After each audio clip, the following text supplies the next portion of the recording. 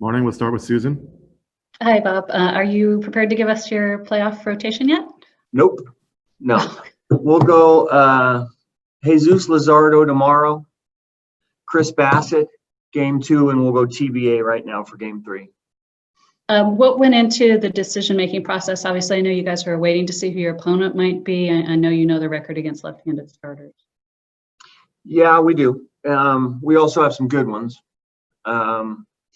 But, you know, one of the reasons that we pitched Jesus on turn the other day in LA in relief is because we targeted him for game 1. So, you know, he can be pretty good against lefties and righties, as we saw last year as well. So we'll go with him in 1, and Bassett lined up for game 2. Anyway, we want to keep him on regular turn. And like I said, we'll make a decision on game 3 at a later date.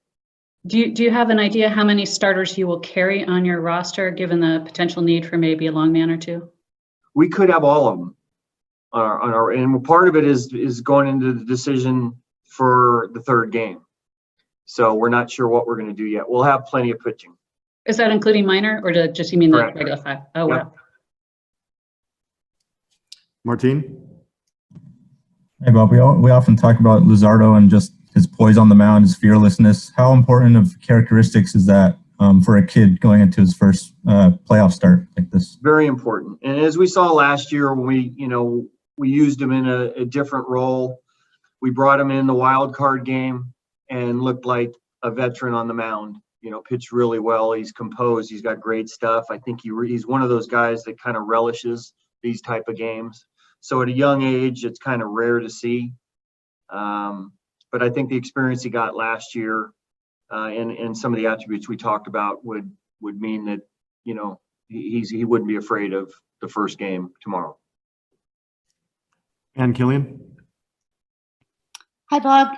Hi, Ann. Can you just give me a little big picture thought about what, you know, you've so many obstacles, so many starts and stops and questions just to actually get here to the postseason, and how you feel about that? Is it relief? Hard. Really hard. And you hear guys talking about that more so now. You know, early on it was, we know what we signed up for.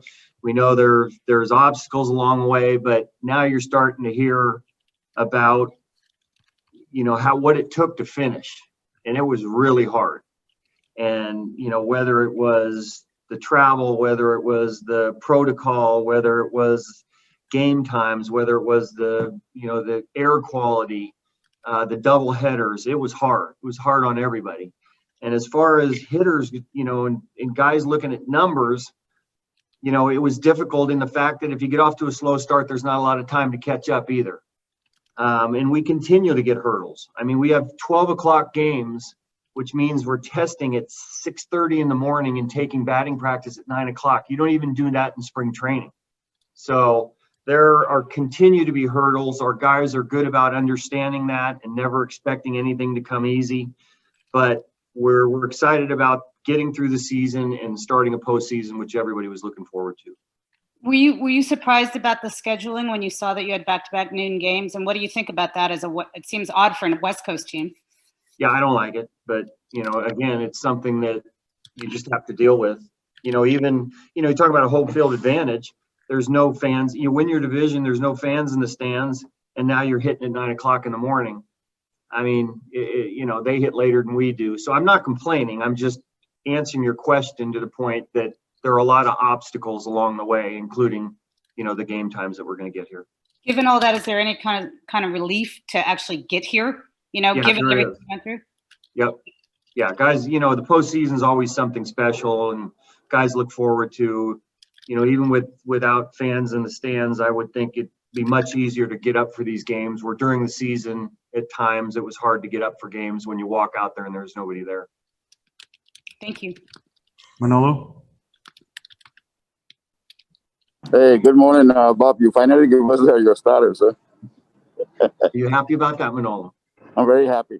Okay. Hey, Bob, one thing, well, this year is not the same format that the last couple of years, of course. Those were just one game, just 3 games. However, you have something very valuable. You have the experience. that most of your guys played in the last 2 postseasons. How much you think that experience is going to help you now going forward to this series against the White Sox? We'll see. I mean, it's an unknown. This is a different postseason than any other. So, you know, really the only thing you can say is that we've had experience doing it. You know, and you know, it played with the adrenaline that those games have, you know, especially a wild card game when it's one and done. Now it's a 3-game series, so it's a little bit different, but I really don't know how to answer that, whether or not it'll help us, other than the fact that we've played in a couple of wild card games. Matt Kawahara.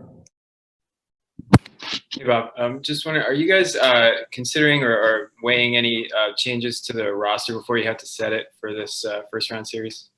Any things you have to take into consideration as far as position players or relievers? No, like I said, on the pitching end, we're going to have plenty of innings. You know, maybe with the amount of starters that we have on there, we'll look at the reliever end of it. We do want to have, you know, some guys on the bench because now we're in a much better position with Pinder back to be able to match up. So minor changes, maybe 1 or 2 on either end, maybe keep one more position player than we might, but you know, not wholesale.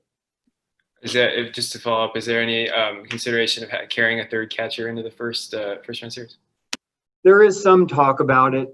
You know, we haven't hit for either catcher at this point, you know, and with Jonah being a switch hitter, that plays as well. You know, maybe hit for Murph really early in the season. That's probably not a factor right now. So probably leaning against. Martin. Hey, Bob, what are your just overall thoughts on the White Sox? I mean, it seems like they have a lot of young talent who've kind of burst onto the scene all at once here. What are your thoughts just heading into it? Yeah, much different team than we saw last year. A lot of power, a lot of athleticism. You know, playing a little bit more for homers than maybe last year where they ran a little bit more. But it's a deep lineup throughout, and the youngsters have really, you know, made it. You know, certainly Robert and you know, it's a different looking team this year. They've had a terrific season. They've added some players. They've added some pitchers. It's just a completely different team than we saw last year. A much better team, and they deserve to be in the postseason. Anything else, guys? Thank you, Bob. All right. Thank you very much, Bob. Thanks, Bob.